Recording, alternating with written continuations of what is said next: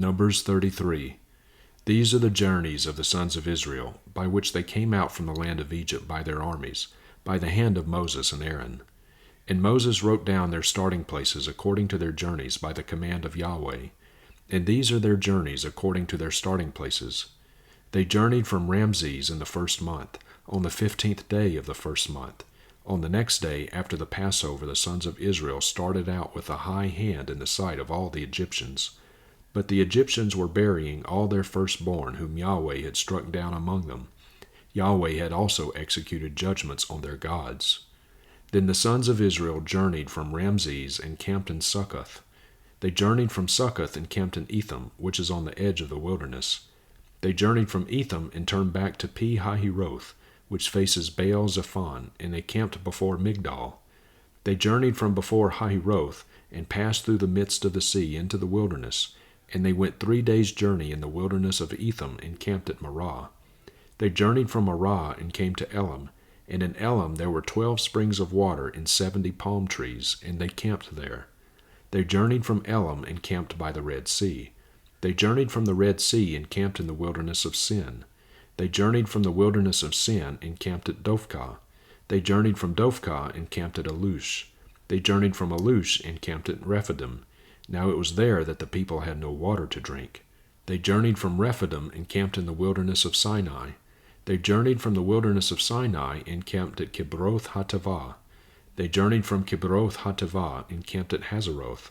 They journeyed from Hazeroth and camped at Rithmah. They journeyed from Rithmah and camped at Ramon Perez. They journeyed from Ramon Perez and camped at Libnah. They journeyed from Libnah and camped at Rissah. They journeyed from Rissah and camped at Kehelathah. They journeyed from Kehelathah and camped at Mount Shepher. They journeyed from Mount Shepher and camped at Haradah. They journeyed from Haradah and camped at Makaloth. They journeyed from Makaloth and camped at Tahath. They journeyed from Tahath and camped at Terah. They journeyed from Terah and camped at Mikthah. They journeyed from Mithkah and camped at Hashmanah. They journeyed from Hashmanah and camped at Mazaroth. They journeyed from Mazaroth and camped at Bene Jaakan. They journeyed from Bene Jaakan and camped at Hor Haggidgad. They journeyed from Hor Haggidgad and camped at Jappathah. They journeyed from Jappathah and camped at Abranah. They journeyed from Abranah and camped at Ezion-Geber. They journeyed from Ezion-Geber and camped in the wilderness of Zin, that is, Kadesh. They journeyed from Kadesh and camped at Mount Hor, at the edge of the land of Edom. Then Aaron the priest went up to Mount Hor at the command of Yahweh, and he died there in the 40th year after the sons of Israel had come from the land of Egypt, on the first day in the 5th month. Now Aaron was 123 years old when he died on Mount Hor.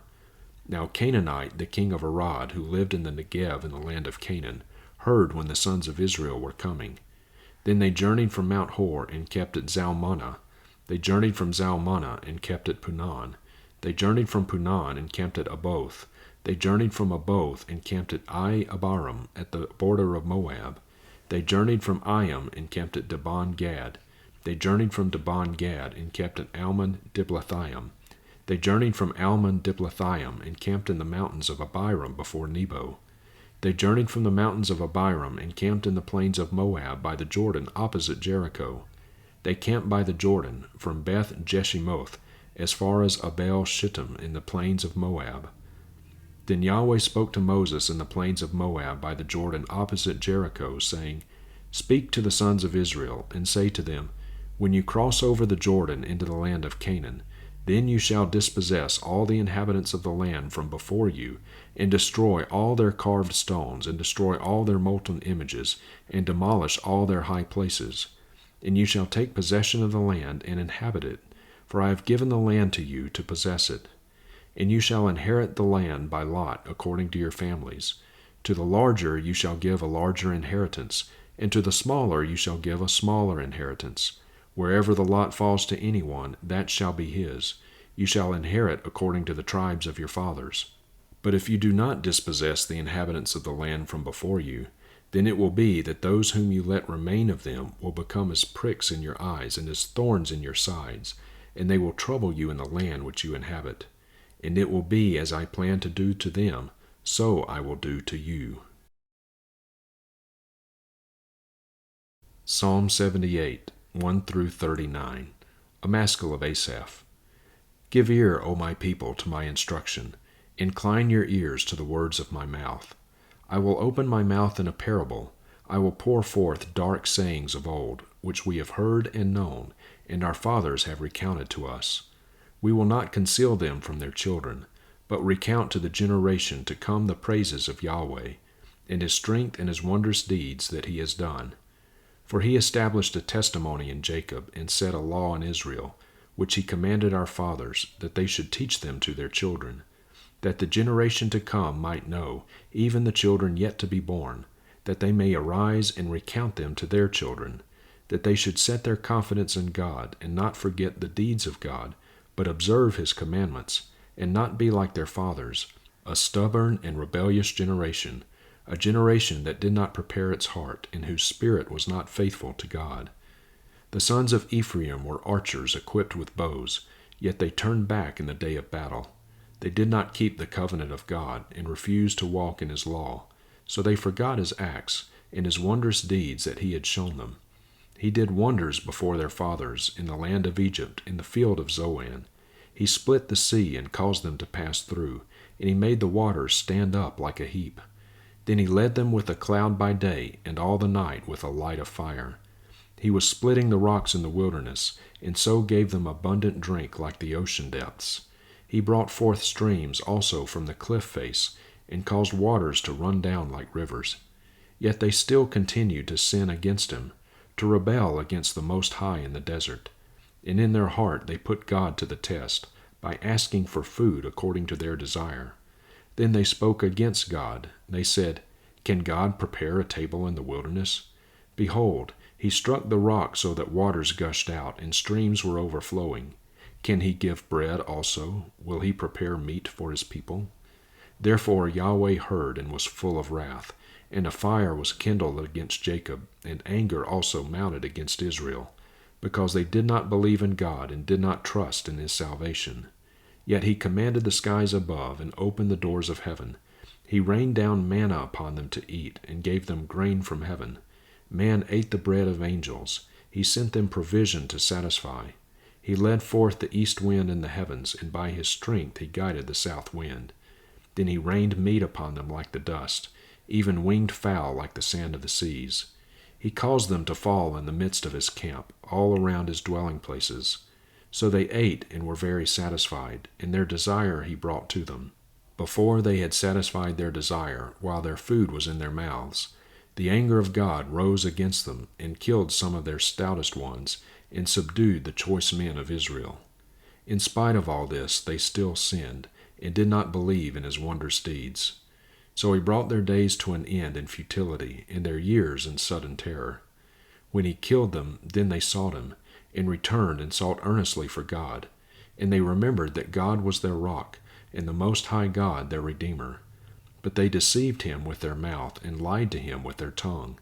For their heart was not prepared to remain with him, nor were they faithful in his covenant. But he, being compassionate, atoned for their iniquity, and did not destroy them.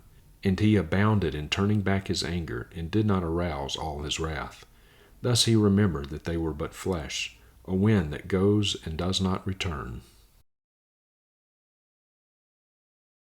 Isaiah 25. O Yahweh, you are my God. I will exalt you. I will give thanks to your name. For you have worked wonders, counsels formed long ago with perfect faithfulness. For you have made a city into a heap, a fortified town into a ruin. A palace of strangers is a city no more. It will never be rebuilt. Therefore a strong people will glorify you. Towns of ruthless nations will fear you. For you have been a strong defense for the poor, a strong defense for the needy in his distress, a refuge from the storm, a shade from the heat. For the breath of the ruthless is like a rainstorm against a wall. Like heat in a dry land, you subdue the rumbling of strangers. Like heat by the shadow of a cloud, the song of the ruthless is silenced. And Yahweh of hosts will prepare a lavish banquet for all peoples on this mountain, a banquet of aged wine, choice pieces with marrow, and refined aged wine. And on this mountain he will swallow up the covering which is over all peoples, even the veil which is stretched over all nations. He will swallow up death for all time, and Lord Yahweh will wipe tears away from all faces, and he will remove the reproach of his people from all the earth, for Yahweh has spoken. And it will be said in that day, Behold, this is our God in whom we have hoped that he would save us. This is Yahweh in whom we have hoped. Let us rejoice and be glad in his salvation. For the hand of Yahweh will rest on this mountain, and Moab will be trodden down in this place, as straw is trodden down in the water of a manure pile. And he will spread out his hands in the middle of it, as a swimmer spreads out his hands to swim. But Yahweh will lay low his lofty pride together with the trickery of his hands. The unassailable fortifications of your walls he will bring down, lay low and cast to the ground, even to the dust. 1 John 3. See how great a love the Father has given to us, that we would be called children of God, and we are. For this reason the world does not know us, because it did not know him. Beloved, now we are children of God, and it has not been manifested as yet what we will be. We know that when he is manifested, we will be like him, because we will see him just as he is. And everyone who has this hope fixed on him purifies himself just as he is pure. Everyone who does sin also does lawlessness, and sin is lawlessness. And you know that he was manifested in order to take away sins, and in him there is no sin. No one who abides in him sins. No one who sins has seen him or has come to know him. Little children, let no one deceive you. The one who does righteousness is righteous, just as he is righteous. The one who does sin is of the devil, because the devil sins from the beginning. The Son of God was manifested for this purpose, to destroy the works of the devil. Everyone who has been born of God does not sin, because his seed abides in him, and he cannot sin because he has been born of God. By this the children of God and the children of the devil are manifested. Everyone who does not do righteousness is not of God, as well as the one who does not love his brother. For this is the message which you have heard from the beginning, that we should love one another, not as Cain, who was of the evil one and slew his brother. And for what reason did he slay him? Because his deeds were evil, and his brothers were righteous. Do not marvel, brothers, if the world hates you. We know that we have passed out of death into life because we love the brothers. The one who does not love abides in death. Everyone who hates his brother is a murderer, and you know that no murderer has eternal life abiding in him. By this we have known love, that he laid down his life for us, and we ought to lay down our lives for the brothers. But whoever has the world's goods, and sees his brother in need, and closes his heart against him, how does the love of God abide in him? Little children, let us not love with word or with tongue, but in deed and truth. And by this we will know that we are of the truth, and we will assure our heart before him, in whatever our heart condemns us. For God is greater than our heart and knows all things. Beloved, if our heart does not condemn us, we have confidence before God. And whatever we ask we receive from him, because we keep his commandments and do the things that are pleasing in his sight. And this is his commandment, that we believe in the name of his Son, Jesus Christ, and love one another, just as he gave a commandment to us. And the one who keeps his commandments abides in him, and he in him. We know by this that he abides in us, by the Spirit whom he gave us.